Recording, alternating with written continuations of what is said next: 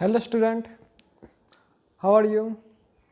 आज हम chapter 3 current electricity के इलस्ट्रेशन जो है टेक्स्ट बुक के न्यूमेरिकल वो सारे हम करेंगे, जिसमें मैं प्रोसेस जो है स्टेप है वो सारे मैं एक्सप्लेन करूंगा और रेस्ट ऑफ कैलकुलेशन आपको अपने आप करनी होगी।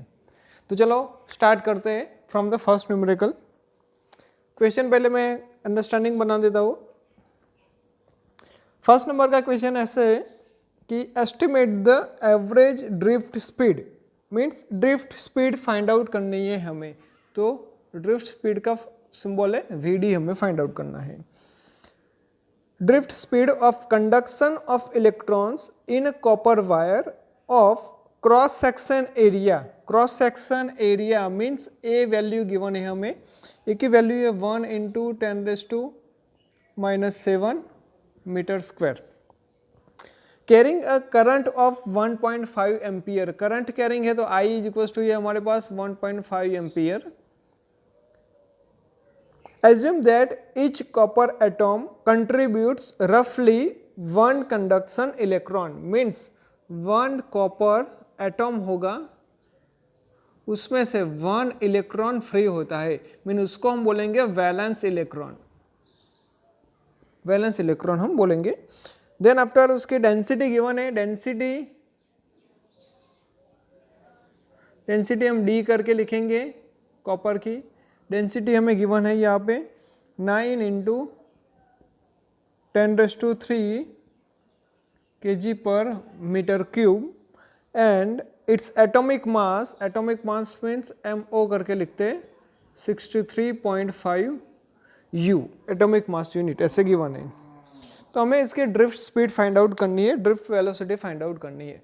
तो आपको मालूम होगा ड्रिफ्ट वेलोसिटी का फॉर्मूला क्या है। सो ऐसे I इज इक्वल टू एक फॉर्मूला आता था NEAVD। क्यों ये फॉर्मूला लिया?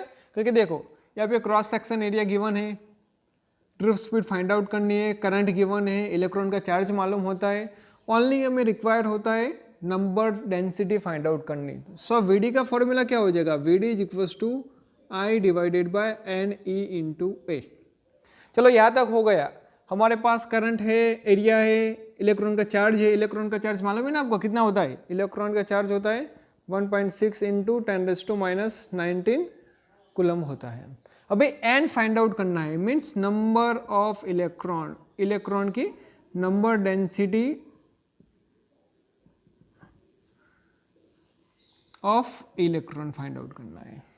तो देखो आपको मालूम होगा कि यहाँ पे 63.5 एटॉमिक मास यूनिट है, तो इसका मीनिंग क्या हो जाएगा? एटॉमिक मास यूनिट का दूसरा मीनिंग है ग्राम पर मोल हो जाएगा, मीन्स मोलिकुलर मास है 63.5 ग्राम पर मोल।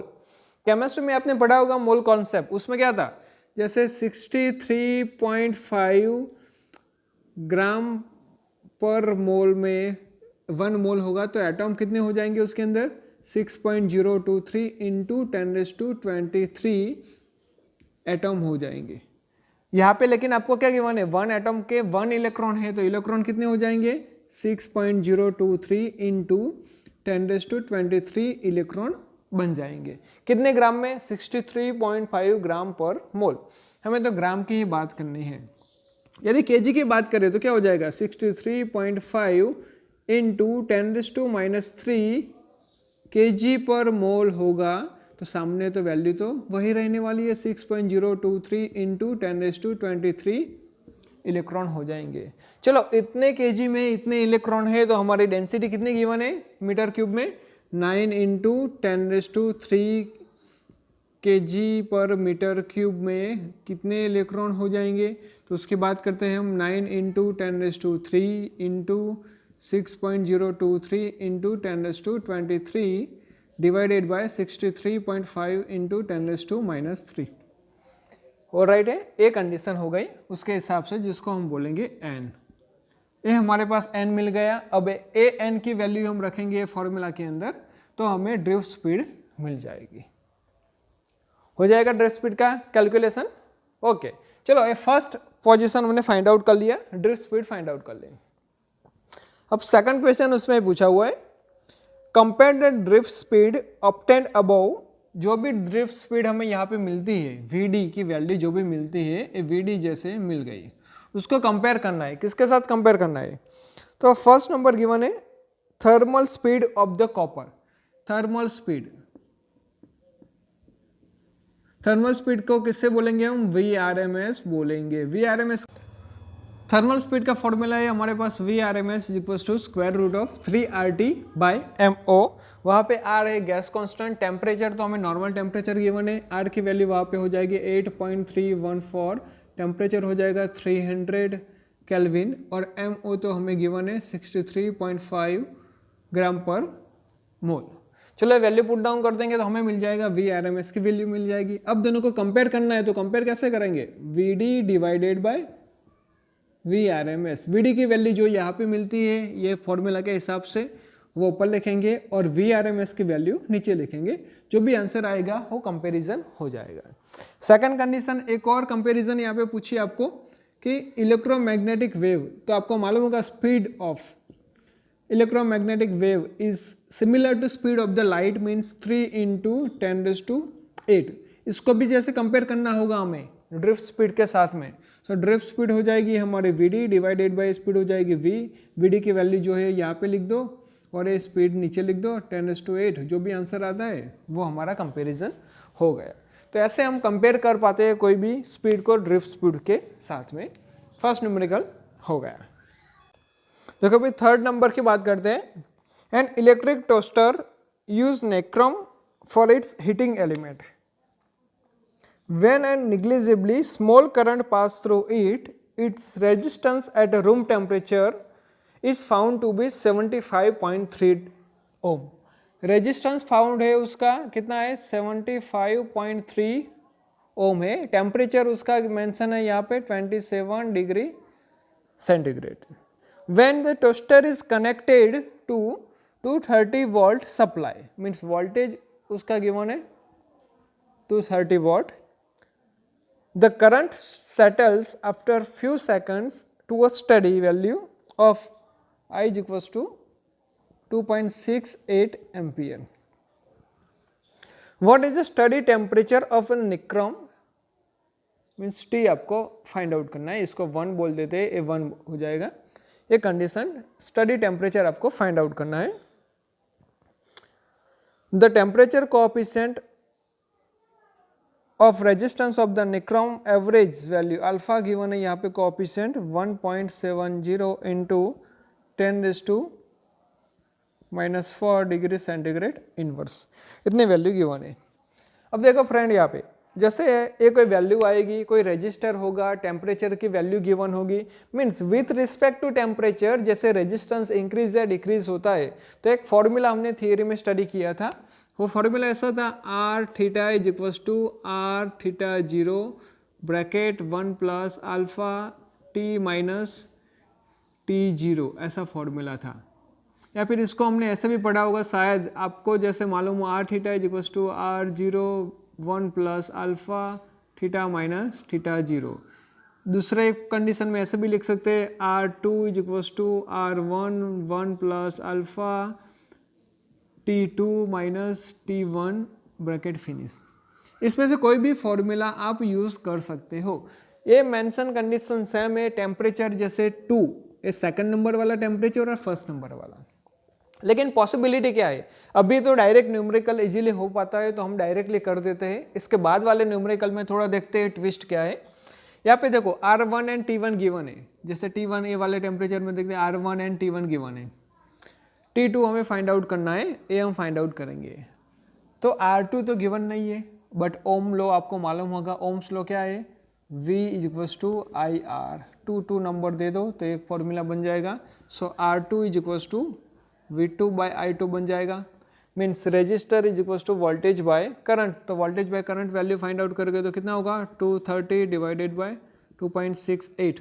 सो यहाँ पे आपको R2 की वैल्यू मिल जाएगी। Once you get value of R2 आपको फाइंड आउट क्या करना है? T2 फाइंड आउट करना है, अल्फा भी गिवन है। तो चलो ये फॉर्मूला का मैं सिंप्लीफाई करके देता हूँ आपको। R2 R1 डिवाइडेशन में चला जाएगा, R1 इज इक्वल्स टू वहाँ पे क्या है 1 plus alpha T2 minus T1 ये कंडीशन है।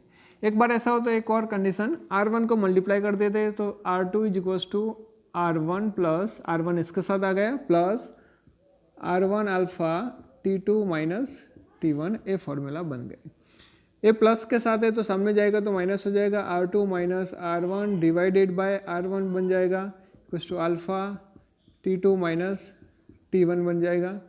चलो हमें T2 फाइंड आउट करना है तो अल्फा भी कहाँ पे जाएगा, डिवाइडेशन में चला जाएगा, तो अल्फा को भी डिवाइडेशन में भेज देते हैं।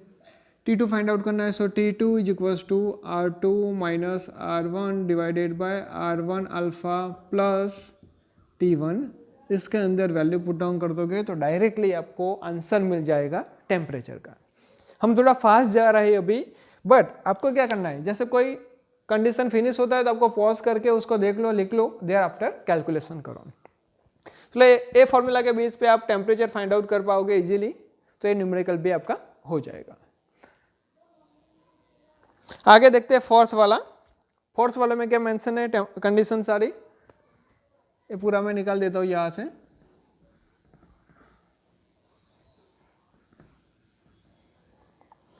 फोर्थ वाला numerical, the resistance of the platinum wire of platinum register thermometer. एक थर्मोमीटर है, उसके अंदर प्लेटिनम का रेजिस्टेंस कोई वायर लगाया हुआ है, उसका रेजिस्टेंस आइस पॉइंट पे, पहले कंडीशन देखना यहाँ पे, ice point, ice point means ice कितने डिग्री सेंटीग्रेड पे बनेगा, 0 डिग्री पे, तो T1 हम ले लेते हैं 0 डिग्री सेंटीग्रेड, और उसका रेजिस्टेंस गिवन है हमें 5 ohm, so R1 is equals to 5 ohm given है। And at a steam point, steam point means T2, steam point लिख देते हैं हम, steam point means temperature T2 is equals to, value हमारे पास आ जाएगा 100 डिग्री सेंटीग्रेड, एंड रजिस्टर उसका जो भी है स्टीम पॉइंट का, वो रजिस्टर है 5.39 degree centigrade. When the thermometer is inserted in a hot bath, अब थर्ड कंडीशन क्या करते हैं, कोई ऐसा गर्म पानी का कोई कंडीशन है, बात है, उसके अंदर जैसे थर्मोमीटर को इंसर्ट करते हैं, the resistance of the platinum wire is, resistance हमें मिला है R3 इज इक्वल टू मिल गया 5.795 ओम, सो हो टेम्परेचर हमें फाइंड आउट करना है। अब देखना आप लोग, हमने फर्स्ट न्यूमेरिकल में क्या किया था, सारे वैल्यू पुट डाउन कर दी, सिंप्लीफाई कर दिया, आंसर मिल गया, लेकिन वहां पे अल्फा की वैल्यू हमें गिवन थी। जब जब अल्फा की वैल्यू गिवन नहीं होती है, क्या बता रहा हूं मैं, ध्यान रखना एमसीक्यू न्यूमेरिकल के लिए, जब जब अल्फा की वैल्यू आपको गिवन नहीं होती है, तब अल्फा की वैल्यू नहीं होती है, तब आपको R0 एंड θ0 या फिर T1 ऑलवेज, ये दोनों वैल्यू 0 डिग्री सेंटीग्रेड लेना होगा। और R0 क्या करोगे आप, रेजिस्टेंस एट 0 डिग्री सेंटीग्रेड आपको लेना पड़ेगा।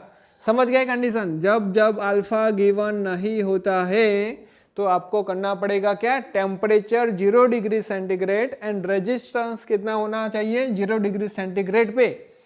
होम मटेरियल जो भी यूज होता है उसका रेजिस्टेंस जो होता है वो आपको लेना पड़ेगा।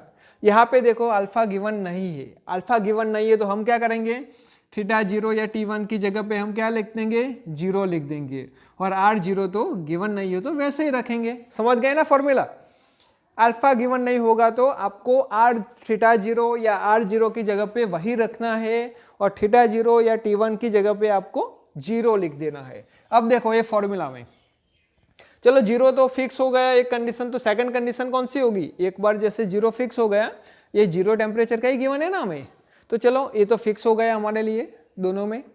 फिर एक बार R2 की जगह पे इसको लेंगे, एक बार R2 की जगह पर इसको लेंगे, और सिंप्लीफाई हम कर देंगे। देखते हैं दोनों फॉर्मूला। सबसे पहले फॉर्मूला यूज करते हैं हम, R0 वैसे रखेंगे, यहाँ पे Rθ रखेंगे, तो देख लेते हैं अब ये निकाल के।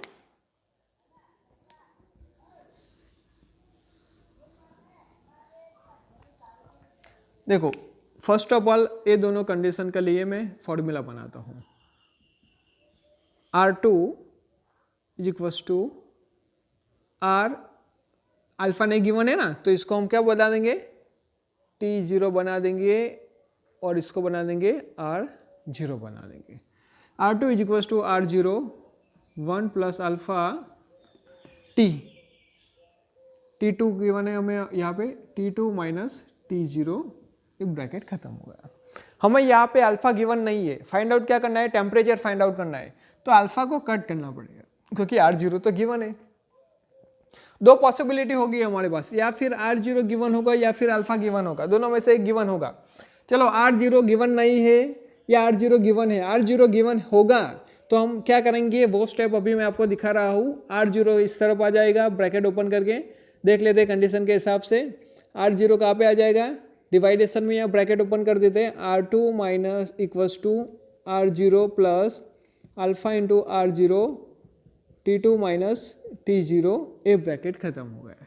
अब देखो R0 इस तरफ आ जाएगा तो R2 minus R0 is equals to alpha R0 T2 minus T0, ए फॉर्मूला खत्म हो गया। इसको हम फर्स्ट नंबर बना देते हैं। अब हम क्या करेंगे, किसको लेंगे, ये तो कंडीशन फिक्स ही रहने वाली है, इसके साथ हम लेने वाले 3 नंबर वाले को। सो ऐसा ही सिमिलर फॉर्मूला बन जाएगा।